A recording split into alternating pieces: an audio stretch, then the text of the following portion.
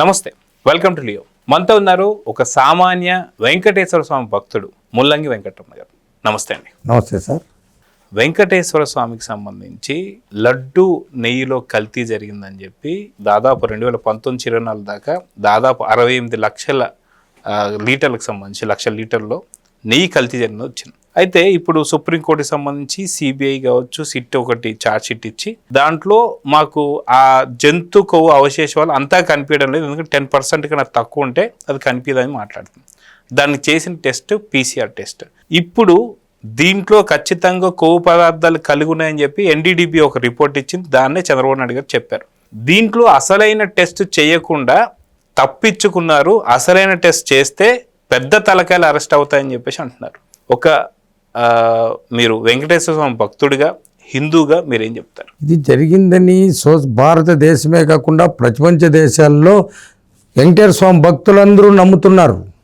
గతంలో వచ్చిన వాళ్ళంతా ఈ లడ్డు యొక్క టేస్ట్ చూశారు, అక్కడ పెట్టేటువంటి భోజనం మధ్యాహ్న భోజన పథకం చూశారు, దాంట్లో భోజనం ఎట్లుంది చూశారు. లడ్డే కాదు ప్రసాదం కూడా. గతంలో కూడా ఈ లడ్డు ఎత్తుకొని ముక్కు కాడ లాగితే కూడా వాసన వచ్చేది లేదు, స్మెల్ అనేది లేదు. లడ్డు ప్రసాదంగా తెలుస్తుంది కానీ వాసన వచ్చేది లేదు. చిన్న చిన్న శాంపుల్ లడ్లు ప్రసాదంగా ఇస్తున్నారు. ఇవి డబ్బు కమ్మితే అంత గోలిగుండ్లాగా ఇస్తూ ఉన్నారు. ఆ గోలిగుండ్లు కూడా ఇట్లా నలిపేసి అంటే కూడా వాసన వచ్చేయలేదు. ఇది కల్తీ నెయ్యి అనేది భక్తులకు అందరికీ తెలుసు. తెలుగుదేశం ప్రభుత్వం వచ్చిన తర్వాత పూర్తి స్థాయిలో ఇవన్నీ ఎత్తుకున్నారు తప్ప గతంలో దాంట్లో పనిచేసిన వాళ్ళంతా లేదు. ఇప్పుడు సుప్రీంకోర్టు కూడా నమ్ముతా ఉంది మీరు చెప్పినట్టు. ఎందుకంటే కల్తీ ఆవు కొవ్వు, గొడ్డు కొవ్వు ఉందని ఆ గొడ్డు కొవ్వు కూడా కొంతమంది టెస్టులు చేసి ఇవి సరైన టెస్టులు కాదంటున్నారు వాళ్ళే. దాన్ని మంటో క్యాండియా అనే NDA టెస్ట్ చేయమని చెప్పారు. ఆ టెస్ట్ చేస్తే తప్ప దాని అసలు దొరకరనేది వీళ్ళకు తెలుసు. ఇప్పుడు ఫుల్ డిమాండ్, దీన్ని వదలరు చంద్రబాబు నాయుడు గారు. ఇప్పుడున్నటువంటి చైర్మన్ ఆయన కూడా వదిలేవాడు కాదు నాయుడు గారు. ఆయన కూడా గట్టిగా ఉన్నాడు.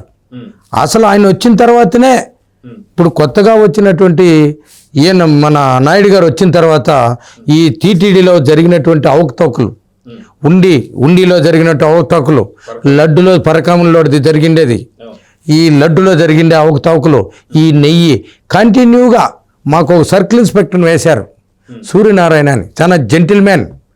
ఆయన వేశారు దీనికి లడ్డుకు. ఈయన ఇక్కడి నుంచి ఢిల్లీ కాపక్క హర్యానా ఆ పక్క ఎన్ని రాష్ట్రాలు ఉన్నాయి, అన్ని రాష్ట్రాలు ఎప్పుడన్నా ఫోన్ చేస్తే వాళ్ళంతా ఉన్నాను నన్ను ఇన్స్పెక్షన్ వేసినారని చెప్పేవాడు. దొరికేవాడే లేదు, వచ్చేవాడే లేదు.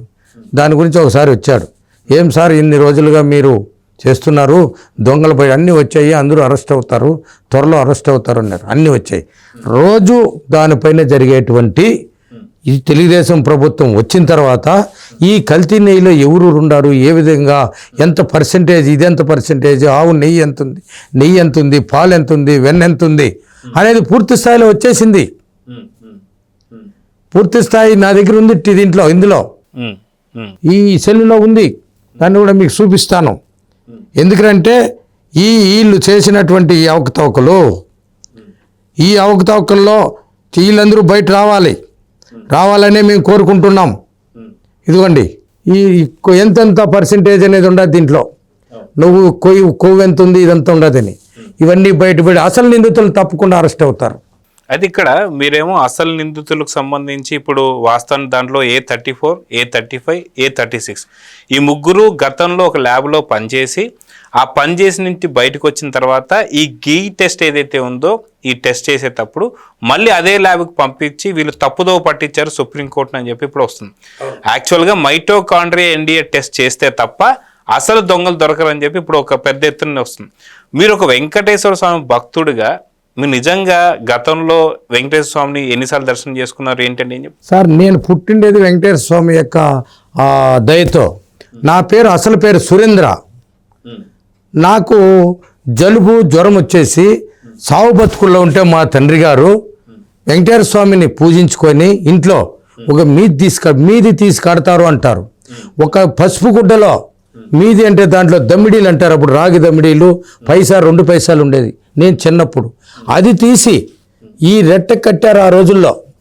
దాన్ని కడితే తప్ప నేను బతికేవాడిని కాదేమో. ఎందుకంటే మా నాయనకి అంతకుముందే పెళ్ళి అయినింది, బిడ్డలు లేరు. మా అమ్మ వచ్చి రెండో భార్య, ఆమెకు ఈ లేక పుట్టిన వ్యక్తి నేను పిల్లోని. కాబట్టి అప్పుడు కట్టారు. అది కట్టిన తర్వాత నేను బతికాను. నా తర్వాత సంతానం 4 అయ్యారు. అప్పటి నుండి ప్రతి సంవత్సరము తిరుమల వెంకటేశ్వర స్వామి దగ్గరికి పోయి తలనీలాలు ఇచ్చుకుంటూ, నేను ప్రతి సంవత్సరము ధనుర్మాసం వస్తే వెంకటేశ్వర స్వామి మాలేసి జనవరి 14న మొక్కు తీర్చుకునేవాడిని. అసలు సిసలైన మా భక్తుల్ని నేను. కాబట్టి ఎప్పుడు చూడు నేను ఈ వెంకటేశ్వర స్వామి పైన ఏం జరుగుతూ ఉన్నాయి పూర్తి స్థాయిలో నేను విచారం చేస్తూనే ఉంటాను, చూస్తూనే ఉంటాను. కానీ ఇక్కడ అపచారం చేసిందేమో వైసీపీకి సంబంధించి 2019-24 దాకా అయితే, నిన్న భూమన కరుణాకర్ రెడ్డి బయటకు వచ్చేసి నారా చంద్రబాబు నాయుడు గారు గుండు కొట్టుకోవాలని చెప్పి మాట్లాడుతున్నారు. అసలు ద్రోహం చేసింది కొవ్వు కలవకపోయినా కలిసిందని చెప్పేసి ఇక్కడ కూటమి ప్రభుత్వంపై బురద జల్లుతున్నారు. దీని ఎలా చూస్తారు? కరుణాకర్ రెడ్డి 2 సార్లు చైర్మన్గా ఉన్నాడు. అంతకుముందు చెప్పులు వేసుకొని నడిచేవాడు. అతను వచ్చి హిందువు కాదు, అతను క్రిస్టియన్. ఎలా చెప్తున్నారు? హేతువాది. రాజశేఖర రెడ్డి కుటుంబం నుండి వచ్చిన వాడు. రాజశేఖర రెడ్డి కుటుంబాలు మొత్తం క్రిస్టియనే. వాళ్ళ బైబిల్ ఎత్తుకొని తిరుగుతున్నాడు. వాళ్ళ వైవి సుబ్బారెడ్డి మిస్సెస్ ఎక్కడికి తిరుమలలో జరిగేటువంటి బ్రహ్మోత్సవాల్లో కూడా బైబిల్ ఎత్తుకొని ఈ సంఖ్యలో పెట్టుకొని వస్తుంది. ఇప్పుడు ఫోటోలు చూడండి కావాలంటే. ఇప్పుడు అప్పుడప్పుడు వెంకటేశ్వర స్వామి నామాలు వస్తాయి, ఏది టీవీలో వస్తుంటుంది గోవింద నామాలోని. ఆ గోవింద నామాలు తెల్లవారితో ఉదయం పెడితే దాంట్లో ఆమె కనపడుతుంది. అప్పుడప్పుడు ఇది పోస్తూ ఉంటే, పల్లకి మోస్తూ ఉంటే అందులో ఆమె దగ్గర చూడండి ఒక బైబిల్ ఎప్పుడు సంఖ్యలోనే ఉంటుంది. మళ్ళీ వాళ్ళు ఏమంటారు, వీళ్ళు గోవులు పెంచుతూ ఉన్నారు అంటాడు. ఎవరు? వైవి సుబ్బారెడ్డి గోవులు పెంచుతూ ఉన్నాడంట, ఆ గోవుకు పూజ చేస్తూ ఉన్నాడంట అని. గోవుకు పూజ చేసే వైవి సుబ్బారెడ్డి కల్తీ నెయ్యి జరుగుతూ ఉంటే, ఆ గొడ్డు కొవ్వు ఎత్తుక చేస్తా ఉంటే నీ కంటికి కనపడలేదా సుబ్బారెడ్డి గారు? నీ కనపడలేదా కరుణాకర్ రెడ్డి గారు? చెప్పండి. మీ యొక్క ఏలుబడిలోనే కదా ఇది జరిగింది. ఏ రోజైనా మీరు ఈ పరకామణిలో ఈ విధంగా జరిగిందని మీకు తెలుసు కదా. అక్కడ ఉన్నట్టు ఉద్యోగిని కాపాడింది మీరు కదా. అక్కడ ఉంటే ఉద్యోగాన్ని మీరే కదా కాపాడింది. దాన్ని కమిషన్ వేసింది మీరే కదా. ఆ కమిషన్ కూడా భయపడి అందులో ఉన్నట్టు దర్యాప్తులను కూడా ప్రభావితం చేసింది మీరు కదా. మీరే కదా. అక్కడ ఉండి సెక్యూరిటీ గార్డుని చంపింది మీరు కదా. గుంటగల్లో ట్రైన్ ఎక్కితే ఎర్రగుంట్ల మధ్యలోనే అతని యొక్క కోచ్లోకి పోయి రేపు సాక్షి చెప్తాడనేసి, ఏది మన పరకామనిది చంపినారంటే మీదే కదండి. దాంట్లో అంతకులు మూరే కదా. ఏ రోజండి మీరు ఏదన్నా సాక్షులు వస్తే ఎవడైతే చంపబడతాడో వాడిని యొక్క రిపోర్ట్ రాసినోడిని, చంపినోడిని, వాని వచ్చే సాక్షులను అడ్రస్ లేకుండా చేశారు. మన పరిటాల రవి గారిని చంపినప్పుడు పరిటాల రవి గారిని చంపేశారు, చంపినోడిని చంపేశారు, ఆ ఎస్ఐని చంపేశారు, అందరినీ చంపేశారు. వరుసగా సాక్షులు ఉంటే మొత్తం కంప్లీట్గా చంపేశారు. వివేకానంద రెడ్డి గారు కేసు ఎత్తుకోండి. దాని గురించి హైదరాబాద్ నుంచి ఆమె వస్తూ ఉంది, భారతమ్మ వస్తుంటా ఉంటే ఆ డ్రైవర్కి అన్ని చెప్తే వాడిని చంపేశారు. డ్రైవర్ ఉన్నాడండి, లేడు, అడ్రస్ లేదు. మళ్ళీ సాక్షులు ఉన్నారు, సాక్షులు చంపుకుంటూ వస్తూ ఉన్నారు. ఎవరినైనా ఒకరిని బతికినిస్తూ ఉన్నారండి? మీ పైన వచ్చే ఆరోపణలో ఒక్కడన్నా బతుకుతా ఉన్నాడా? ఎవరు లేదు. సాక్షులు చంపుతా ఉన్నారు, చంపేనోడు చచ్చిపోతాడు, వెనక డ్రైవర్ చచ్చిపోతాడు, వాచ్మెన్ చచ్చిపోతాడు, రంగయ్య వాచ్మెన్ రంగయ్య చచ్చిపోతాడు, కొడుకును భయపెడతా ఉన్నారు. అప్రూవర్గా మన దస్తగిరిని మాత్రం పెట్టినారు. ఎంతమంది చంపేశారు? ఇప్పుడు వాడిని సీనును, కోడి కత్తి సీనును ఒకరిని బతికిని పెట్టారు, లేకపోతే వాడిని చంపేసి ఉంటారు. కోడి కత్తి సీను వాని దగ్గర ఇస్త్రీ, ఒక దళితుడు, వాడిని ఏ రకంగా హింసపెట్టిండే తెలుసు కదా. బెయిల్ వచ్చింది 5 సంవత్సరాల్లో రానికుండా చేసి. మీరు చేసే అరాచకాలు, ఈ కల్తీ ఏ నెయ్యి ఈ వేళకు ఈ రాష్ట్రం బూడిదైపోయింటుంది. అయితే వాస్తవానికి నెయ్యికి సంబంధించి చేసింది కల్తీ వాళ్ళైతే, సుప్రీంకోర్టు ఇచ్చినటువంటి ఛార్జ్ షీట్లో కూడా అసలు దీంట్లో నెయ్యి అనే పదార్థం లేదు, అంతా కూడా పూర్తి కెమికల్స్ అని చెప్పి ఇవ్వడం కాదు. ఇవన్నీ చూస్తాం. అయినా సరే వాళ్ళు చేస్తున్న వితండవాదాన్ని ఎలా చూడాలి? వాళ్ళు ప్రతిరోజు చేసేది తప్పులే. ఎవరైతే ఈ తప్పులు అంటారో దాన్ని కప్పిపుచ్చుకునేదానికి ఏదో ఒకటి బురదలేదు, లేదో వేసేది, కల్తీలు వేసేది, వీడిని చెట్టేది, వాడిని కొట్టేది.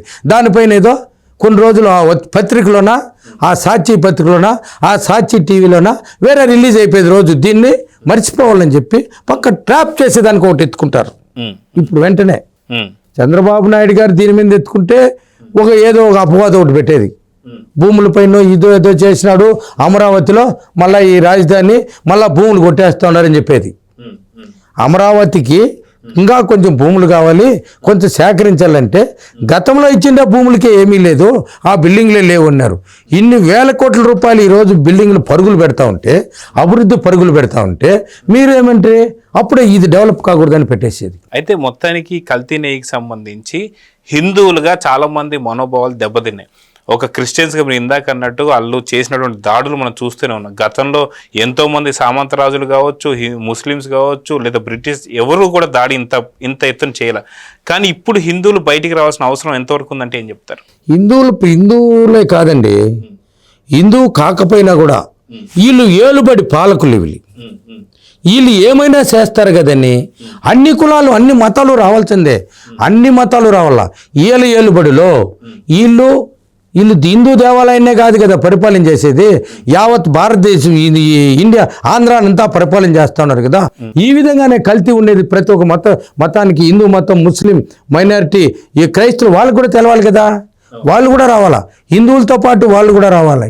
ఎందుకంటే అప్పుడే చైతన్యం ఆల్రెడీ వాళ్ళకు కూడా తెలుస్తూ ఉంది, క్రైస్తవ మతానికి తెలుస్తూ ఉంది. క్రైస్తవ మతంలో మనోళ్ళు పోయి ఇతనైతే క్రైస్తవ మతంలో ఏ విధంగా ఉంటుందో దాన్నే చూస్తూ ఉంటాడు. ఏ రోజు ప్రసాదం పెట్టుకోడు ఆయన. చూశారండి ప్రసాదం తినేది? ఏ రోజన్నా ఆయన భార్య వచ్చిందా తిరుమలకు? రాలా. పట్టు వస్త్రాలు ఎత్తుకొని నెత్తిన పెట్టుకున్నాడు. వాళ్ళ భార్య వచ్చిందా? రాలేదే. వాళ్ళ అమ్మ మాత్రం వెడల్పుగా బొట్టు పెట్టుకుంటుంది, వాళ్ళ చెల్లి మాత్రం పెద్దదిగా బొట్టు పెట్టుకుంటుంది. తప్పితే హిందూ సాంప్రదాయాన్ని పూర్తిగా తిరుమలలో తుడిసేసిన వ్యక్తి ఎవడంటే అతనే. వాళ్ళ నాయన కూడా ఇలాంటి ఒకటి చర్చి కట్టేయాలనుకున్నాడు. రివర్స్ వచ్చేలాగా ఆయన వెళ్ళిపోయాడు. భగవంతుడు నువ్వు వచ్చేయి, నువ్వేం కట్టద్దు, నువ్వు వాడుంటే ఏమీ చేయలేవు, కట్టేవాళ్ళు కడతారు, నీకు దానికి వద్దని చెప్పేసి ఆ వెంకటేశ్వర స్వామి ఆయన దగ్గరికి లాక్కున్నాడు. ఈయన కూడా పోయాడు. 5 సంవత్సరాలు పట్టు వస్త్రాలు ఇచ్చిపోయినాడు. 5 సంవత్సరాల్లో ఒక్కరోజు కూడా ఆమె రాలేదు, ఒక్కరోజు కూడా భారతం రాలేదు. మళ్ళీ ఆమె స్టేట్మెంట్ ఇస్తుంది నా భార్య అంటే. ఇక్కడి నుంచి లండన్కి పోతారు. లండన్కి పోయేటప్పుడు వెనకంటి వస్తుంది, వాళ్ళ ఆయన సమాధి కాడికి పోయేటప్పుడు వెనకంటి వస్తుంది. వాళ్ళ ఆయన చెప్పినప్పుడు ఇక్కడికి ఎందుకు రాదు, ఈ తిరుమలకి ఎందుకు రాదండి? ఈ తిరుమలలో ఇంత జరుగుతుంటే ఒక్కరోజన్నా నోరు విప్పి ఆమె మాట్లాడలేదు కదా. వాళ్ళ చెల్లెలు మాట్లాడుతూ ఉంది కదా షర్మిల, వాళ్ళమ్మ నోరు తెరుస్తూ ఉందా? లేదే. వాళ్ళ తండ్రి సమాధికి ఉండే ప్రేమ వెంకటేశ్వర స్వామి పైన లేదండి. వెంకటేశ్వర స్వామి పైన ఏ రోజైతే నువ్వు ప్రేమ పెడతావో ఆ రోజు వెంకటేశ్వర స్వామి నీకు అపమిస్తాడు. వెంకటేశ్వర స్వామి దగ్గరికి వచ్చి మొక్కి నువ్వు ఈ విధంగా చేస్తా అంటే వెంకటేశ్వర స్వామి మళ్ళీ నిన్ను ఏదో రూపంలో ఆయన దగ్గరికి తీసుకొని పోతాడు అనుకుంటా ఉన్నాను నేను. సో చూద్దాం సార్. మొత్తానికి నమస్తే. Thank you. Please subscribe to Leo news for more videos.